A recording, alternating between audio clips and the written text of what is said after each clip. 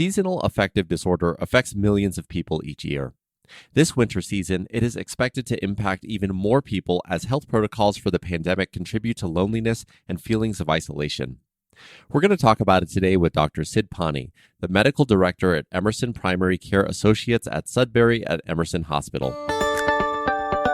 This is HealthWorks Here, the podcast from Emerson Hospital. I'm Prakash Chandran. So first of all, Dr. Pani, it is great to have you here today.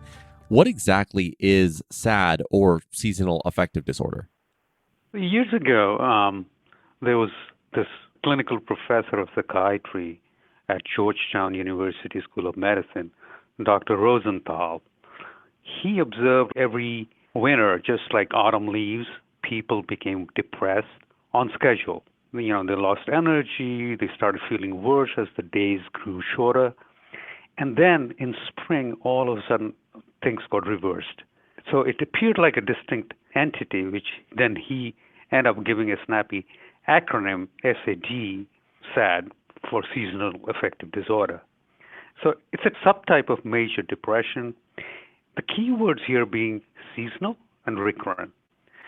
Recognizing this disorder is important because SAD is so common and associated with a lot of psychosocial impairment. And there are treatment available for both acute illness as well as for maintenance to prevent future episodes. I see. And who exactly does SAD affect? A lot of studies done all over the world, and studies coming out from Canada, the United States, and Europe say the lifetime prevalence of SAD in the general population is about 0.5 to 3%. And most of the community surveys and clinical surveys indicate that it's more common in women, adults usually between the age of 20 and 30, and in the higher latitudes. However, more recent rigorous studies have contradicted these findings, and they say the lifetime prevalence of SAD was almost equal or greater in men, and using standardized criteria to diagnose SAD, they found that not all the time latitude was associated with a higher prevalence of SAD. And when you say latitude, I'm assuming that you mean places that experience more overcast. Is that correct? Yes. The recent studies do not say that, it makes so much of a difference. And when you're experiencing SAD, what are some of the symptoms that one might be experiencing as they're going through it? Again, the key words is recurrence and seasonal. So during this time, a SAD person would complain of low energy, insomnia, or sleeping excessively, overeating, weight gain, craving carbs, and social withdrawal. And just like any other non-seasonal major depression, one can have psychomotor agitation or retardation or feeling of guilt, feeling worthless. It can go up to such extremes like suicidal ideation or behavior. And patients with SAD who have comorbid psychopathology, like who have associated alcoholism or ADHD or eating disorders or panic disorder, they tend to have SAD symptoms which tend to be more severe than normal people. So as a primary care doctor, like me, you start suspecting this disorder when you have the following clues. Seasonal, depression worse in winter, so depression which gets better with sunshine, abnormal sleeping patterns, carb craving, weight gain. We do not have any instrument to screen SAD. So there is a questionnaire, and we use this questionnaire to score points somewhere between 0 and 24. A score more than 11 is used to identify SAD. I see. Okay. And, everything now, because we're in the midst of a pandemic, seems to be exacerbated when it comes to our emotions. We are stuck inside. We can't do the same routines that we were once used to.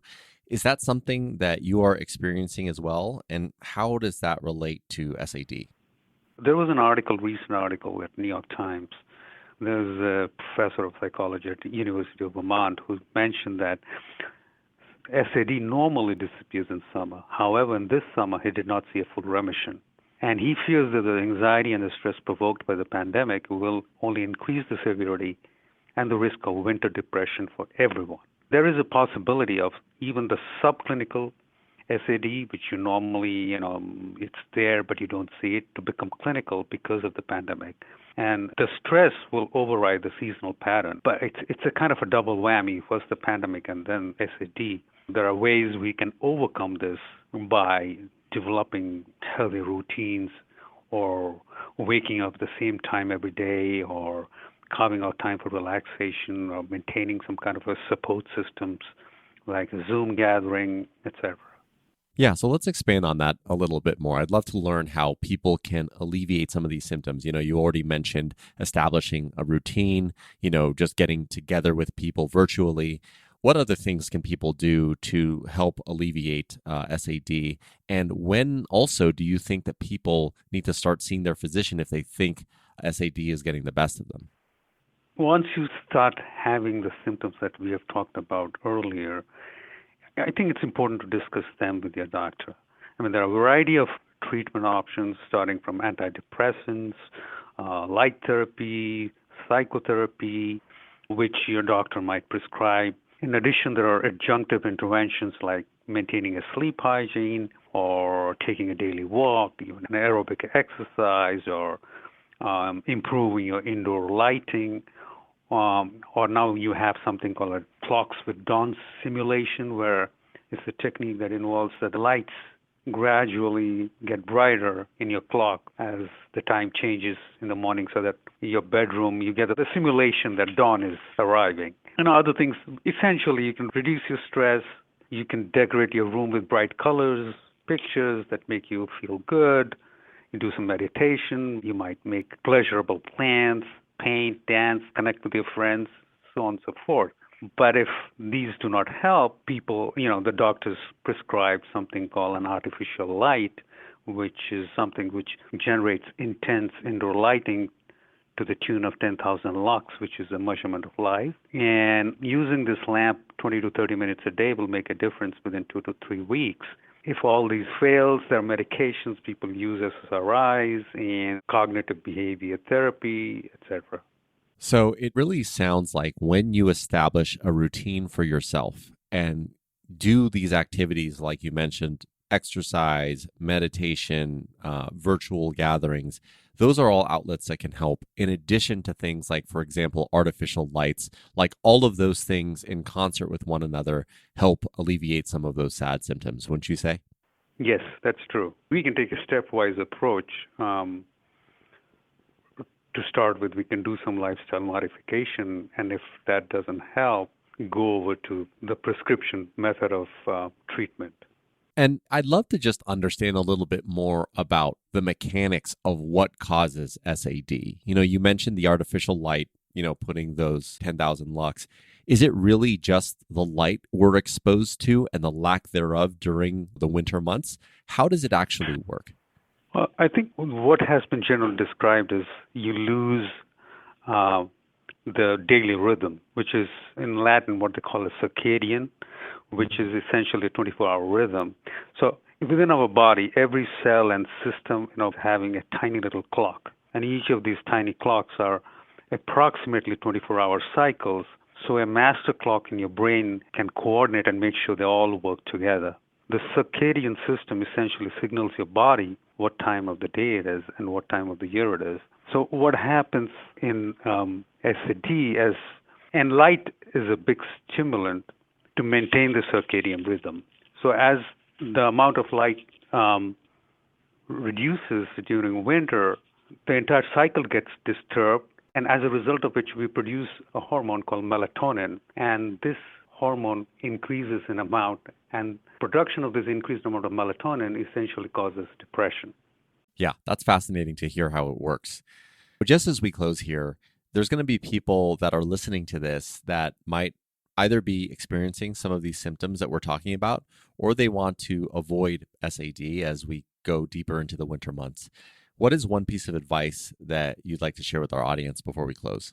The first thing I would do is do everything about the light therapy, in the sense that lighting my house and my workspace better. At the same time, I should continue with my adjunctive interventions like sleep hygiene, daily walks, aerobic exercises, And as I mentioned earlier about the dawn simulation, when you go to sleep, as a part of sleep hygiene, make sure that you have minimal light exposure, especially to blue light from computer monitors and television.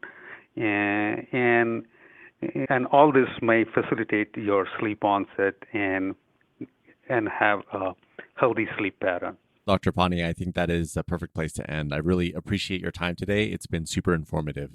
That's Dr. Sid Pani, the Medical Director at Emerson Primary Care Associates at Sudbury at Emerson Hospital. To make an appointment with Dr. Pani or other physicians in the practice, call 978-579-6018 or visit emersonhospital.org/SudburyPCP. If you found this podcast helpful, please share it on your social channels and be sure to check out the entire podcast library for topics of interest to you. This has been Emerson's Health Works Here podcast. Thanks for listening, and we'll talk next time.